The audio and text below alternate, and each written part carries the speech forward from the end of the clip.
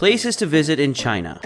Hey Travelers, welcome back to your favorite channel, TheTravelist. Don't forget to subscribe, ring the bell, and like the video for sure.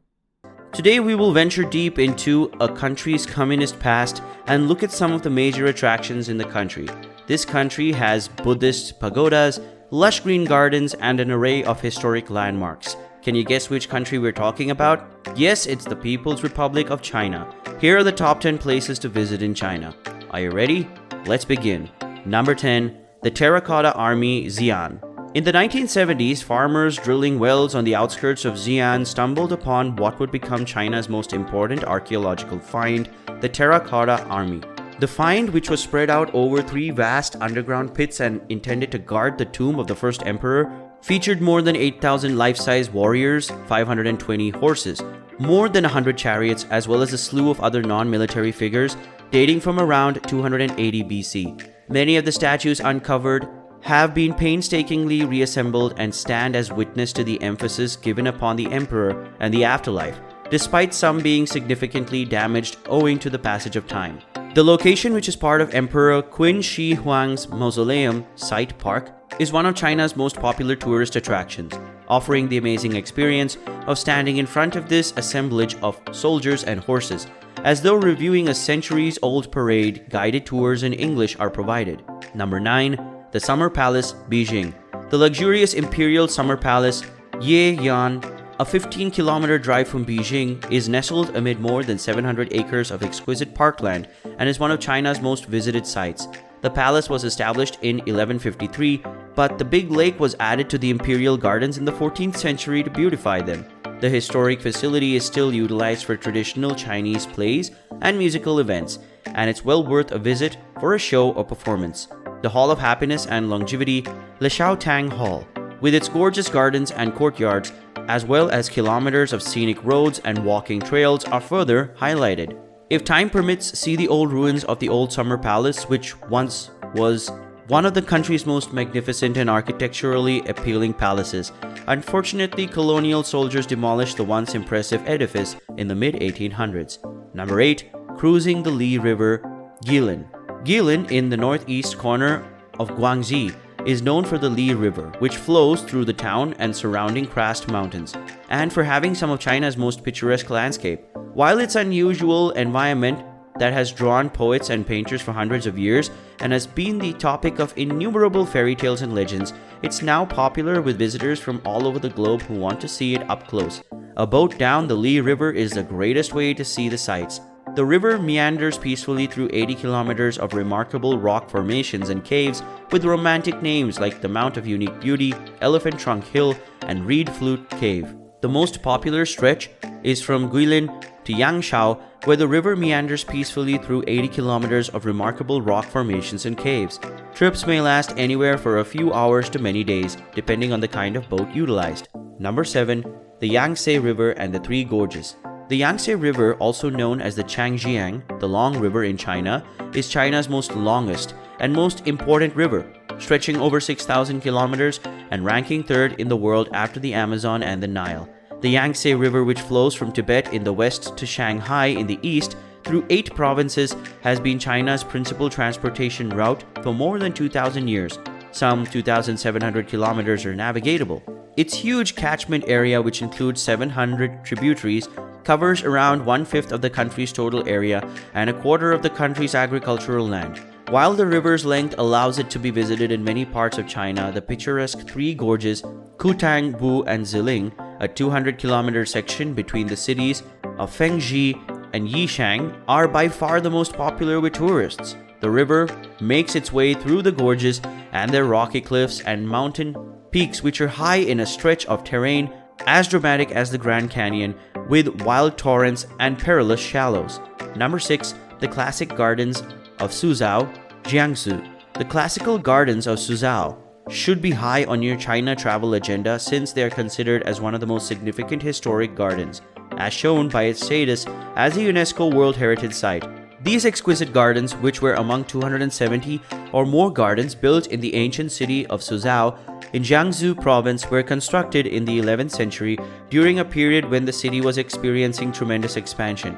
The beautiful Garden of Lingering, a 7-acre facility put up in 1800 on the site of a park originally constructed during the Ming Dynasty, is the most renowned of the surviving restored gardens.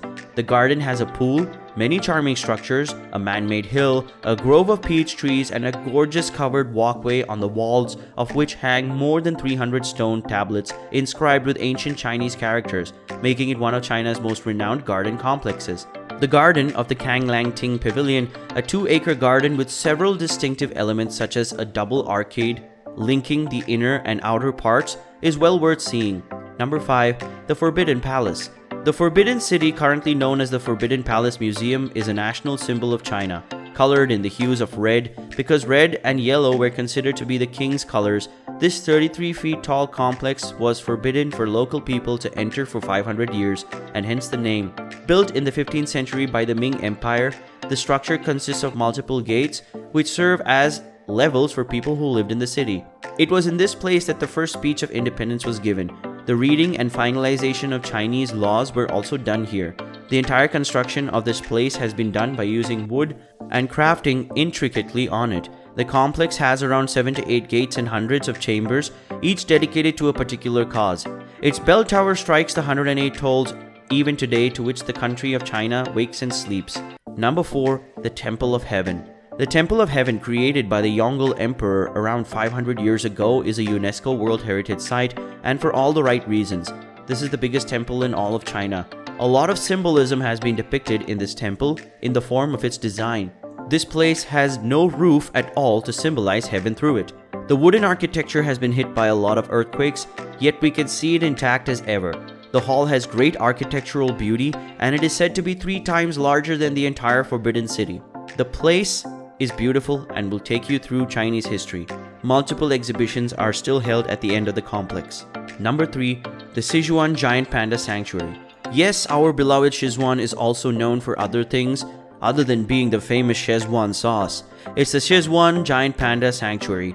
Pandas that were earlier available throughout Asia became nearly extinct, and that's when China decided to take some preservation steps. The sanctuary here has different sections for each panda. Baby pandas, adult pandas, and red pandas are all kept separately. You enter into the world of cuteness when you come in here.